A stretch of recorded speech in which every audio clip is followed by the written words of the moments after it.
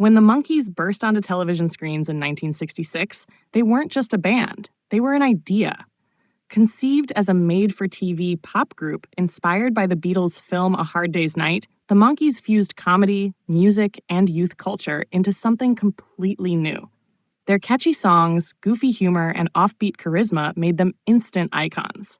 But before the fame, the albums, and the fandom, they needed a name, one that would both celebrate and parody the rock roll explosion that gave birth to them. The story of how the Monkees got their name begins with television producers Bob Rafelson and Bert Schneider, the creative duo behind the show's concept. In 1965, they were developing a sitcom about a struggling young rock band. 4 musicians chasing fame and fun while stumbling into wild situations. The show needed a title that was short, playful, and unforgettable, a name that would instantly tell audiences, this isn't your typical band.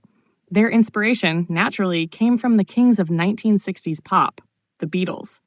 That name had already set the template for clever pun-driven rock branding, merging beat, as in music rhythm, with Beatles, the insect. Rafelson and Schneider wanted something that echoed that witty wordplay while gently ribbing the rock culture the Beatles had created. Thus, the Monkees was born, a deliberate misspelling of monkeys, chosen to parallel the Beatles' quirk and to highlight the show's sense of fun and absurdity. It was the perfect fit. The word Monkees captured everything the show represented: youthful mischief, free-spirited energy, and comedic chaos. Like their animal namesake, the band members were meant to be unpredictable, clever, and full of antics, a playful reflection of the 1960s counterculture. The misspelling gave it a pop art edge too, signaling that this was a crafted concept, a band built on creativity and irony rather than pretense. When the Monkees premiered on NBC in September 1966, the name quickly became inseparable from its stars: Mickey Dolenz, Davy Jones, Michael Nesmith, and Peter Tork. Though the group began as actors in a scripted television show, the music took on a life of its own.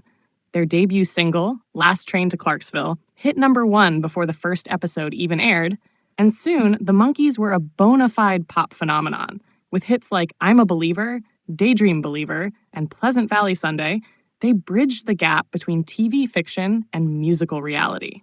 Ironically, the playful name that hinted at a made-up band became the banner of a real one. Despite early criticism that they were manufactured, the Monkees evolved into a genuine musical force. They fought for creative control, wrote and performed their own songs, and helped shape the blueprint for modern music television. The lighthearted name became symbolic of a much deeper truth, that authenticity isn't about where something starts, but where it goes. The genius of the name lies in its dual meaning. It's both self-mocking and self-aware. It pokes fun at the rock and roll machine while proudly being part of it. Like the Beatles, the Monkees understood that pop culture could be both meaningful and silly, that art could exist inside a joke. The name's cheerful absurdity was its greatest strength, signaling that the band never took itself too seriously, even while producing timeless hits. Decades later, the name The Monkees still carries a warm nostalgia. It evokes a time when television and music collided to create something revolutionary, when 4 young men with guitars and jokes could capture the world's imagination. What began as a tongue-in-cheek tribute to the Beatles became a legend of its own. In the end, the Monkees was more than a name. It was a statement of joy, rebellion, and creativity. It told the world that sometimes being a little monkey, playful, strange, and unpredictable, is exactly what makes rock and roll so unforgettable.